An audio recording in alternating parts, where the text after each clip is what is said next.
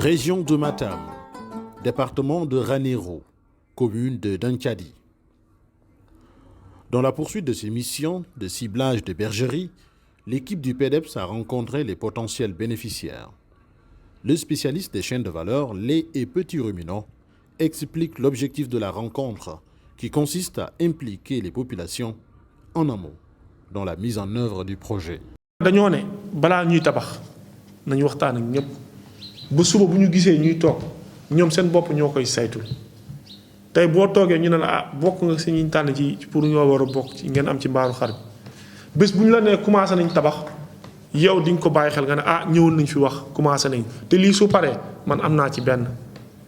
di nga mën a def li ñuy wax suivi participatif. Tout bénéficiaire devra respecter un certain nombre de règles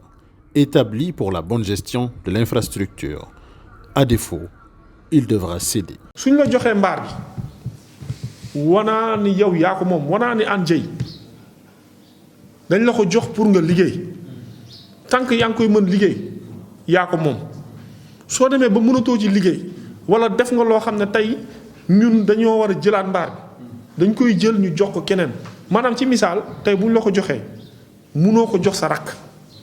munoo jël tamit nga fekk sa doom toog nga ne man liggéeyatuma naa ko jox sama doom. ñi fa nekk di ko liggéey ñoom ñoo koy bokk di waxtaan xool nu ñuy def ba toppatoo ko ak yooyu noonu te service bi nekk fii muy inspecteur bi muy docteur vétérinaire bi wala keneen ki nga xam ne moo fi nekk moom bu ko neexee weer bu nekk wala chaque 2 mois wala chaque semaine su ko mënee mu jaar fi mu contrôler xool lan moo fi nekk lan moo fi nekk ku tegu ci yoon ñu ne la jaara bravo ku teguwul ci yoon ñu ne la li ngay def ñu tegoo ko fenn defal ni ñii ak ñii lañu wax kon du man maa fa nekk rek lu ma neex laa fay def buñ la ko joxee nee nañ la xar lay jël nag waroo ko fa dugal te nag du fa dugg bëy noonu mbaam noonu kon bâtiment bi naam jox nañ la ko pour nga liggéey waaye liggéey bi nag dafa am loo xam ne tey ministère bi moom moo ko def tey lu ñëpp bokk la sama alal la alalu keneen buñ la tànnee ba jox la ko nag da nga kaa war a sàmm. À ce stade, le PEDEPS a déjà enclenché le processus de recrutement des entreprises pour la réalisation des travaux qui vont démarrer au courant du premier semestre 2022. suñuy mbëbët si suñuy liñ jàpp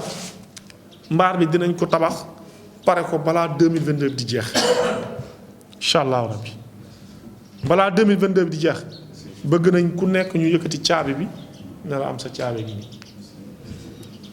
loolu benn la suñu amee lu ñu gënal danañ ko commencé bu at bi di tàmbali waaw mais procédure yëpp commencé na mais incha allahu rabbi balaa 2022 bi di jeex bëgg nañ travaux yëpp féete boor ba tabaski bii di ñëw suñu amee lu ñu gënal sax tabaski bii di ñëw dana commencé premier essai. Les bergeries que le PEDEPS compte mettre à la disposition des éleveurs vont à coup sûr donner un nouvel élan dans la politique gouvernementale d'autosuffisance en moutons de Tabaski.